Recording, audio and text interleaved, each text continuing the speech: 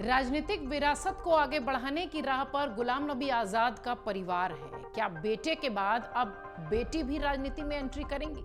ये सवाल इन दिनों खूब चर्चा में है, क्योंकि जम्मू कश्मीर विधानसभा चुनाव प्रचार में गुलाम नबी आजाद के साथ उनकी बेटी भी लगातार दिखाई पड़ रही है। आपको बताते हैं कि आखिर ये सवाल क्यों उठ रहा है कि क्या अब आजाद की बेटी भी राजनीति में एंट्री कर सकती हैं। ये भी बताते हैं कि 2024 के लोकसभा चुनाव से पहले कांग्रेस से किनारा कर नई पार्टी बनाने वाले पूर्व केंद्रीय मंत्री गुलाम नबी आजाद की नेटवर्क कितनी है। दरअसल करीब 10 साल बाद जम्मू कश्मीर में हो रहे विधानसभा चुनाव में जीत दर्ज करने के लिए तमाम राजनीतिक दलों की सभाएं हो रही हैं, यात्राएं हो रही हैं, रोड शोज हो रहे हैं।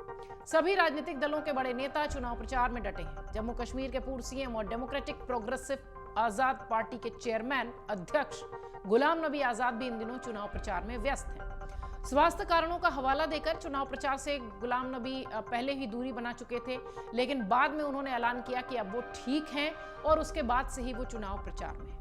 आपको बता दें, कुछ दिनों पहले ही गुलाम नबी आजाद ने तबीयत का हवाला देकर चुनाव प्रचार न करने की बात कही थी, जिसके बाद से ये चर्चा होने लगी कि अब डेमोक्रेटिक प्रोग्रेसिव आजाद पार्टी के जो कैंडिडेट्स हैं, जो उम्मीदवार हैं, उनके प्रचार प्रसार में कमी आएगी और उसका नुकसान पार्टी को उठाना पड़ेगा।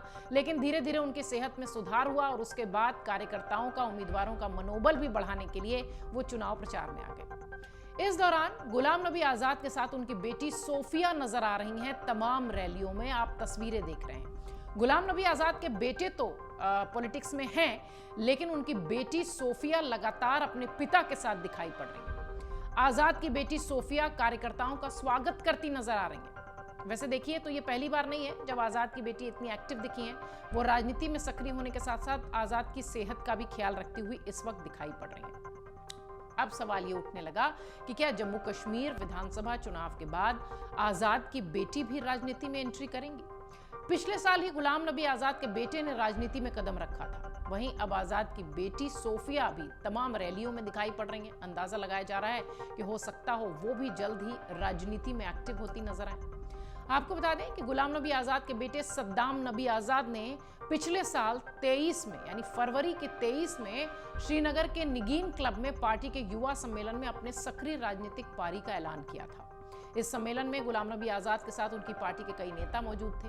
सद्दाम ने पार्टी के नेताओं के साथ मंच साझा किया था, लेकिन उन्होंने कार्यक्रम को संबोधित नहीं किया। सद्दाम पहली बार 2014 और दूसरी बार 2019 में लोकसभा चुनाव के दौरान अपने पिता के साथ रोड शो में नजर आए थे। यानी पूरी स्क्रिप्ट वैसी ही लिखी जा रही है जैसे कि उनके बेटे के साथ थी। पहले वो रोड शोज में पिता के साथ प्रचार करते हुए दिखाई दे रहे थे और उसके बाद वो राजनीति में एंट्री करते हुए दिखाई पड़े। इसीलिए अब कहा जाने लगा कि हो सकता हो गुलाम नबी आजाद की बेटी सोफिया भी अब अपने पिता के साथ दिखाई पड़ रही हैं और बहुत जल्द औपचारिक तौर पर राजनीति में कदम रख देंगी। गुलाम नबी आजाद के बेटे की बात करें तो सद्दाम का नाम भी अब घाटी के उन नेताओं में शामिल हो गया है जिन्हें अपने पिता की राजनीतिक विरासत के रूप में उत्तराधिकारी के रूप में देखा जा रहा है। किसी समय गांधी परिवार के बेहद करीबी रहे पूर्व केंद्रीय मंत्री गुलाम नबी आजाद। सितंबर का वो महीना था और साल था 2022 जब उन्होंने अपनी अलग दुनिया बसा ली, अलग पार्टी बना ली। डेमोक्रेटिक प्रोग्रेसिव आजाद पार्टी के नाम से उनकी नई पार्टी बनी। आजाद ने अपनी पार्टी में उन नेताओं को जोड़ा जो कि कांग्रेस से नाराज थे, जो कि पार्टी से नाराज थे। आजाद ने अपनी पार्टी में कई पूर्व कांग्रेस विधायकों को भी शामिल किया जो जम्मू कश्मीर और आसपास के इलाकों में, मतलब घाटी में, जो एक्टिव थे। शुरुआत से यह कहा जा रहा था कि आजाद की पार्टी घाटी की अधिकांश सीटों पर फोकस करेगी, लेकिन बहुत दमखम ऐसा दिखा नहीं।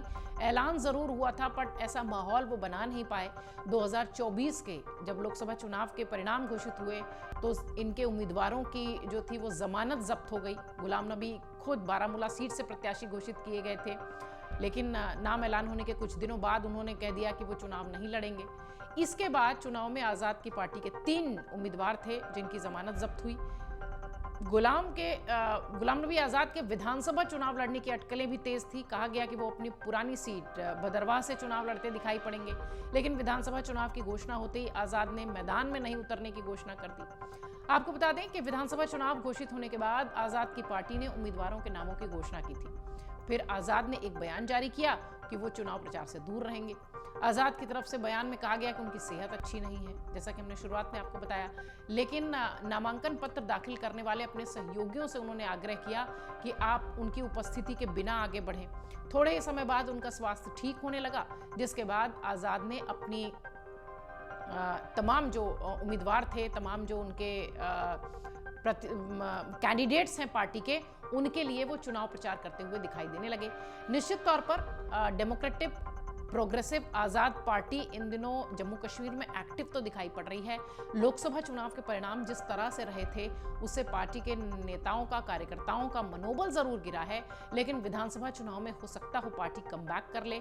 और इस बीच उनके बेटे के बाद गुलाम नबी आज़ाद की बेटी अब जिस तरीके से एक्टिव दिखाई पड़ रही हैं, इसलिए चर्चा ये तेज हो रही है कि हो सकता हो पारिवारिक विरासत संभालते ये भाई बहन गुलाम नबी आज़ाद के लिए मजबूत हाथ हो, मजबूत पिलर हो और उनकी पार्टी को आगे बढ़ाएं।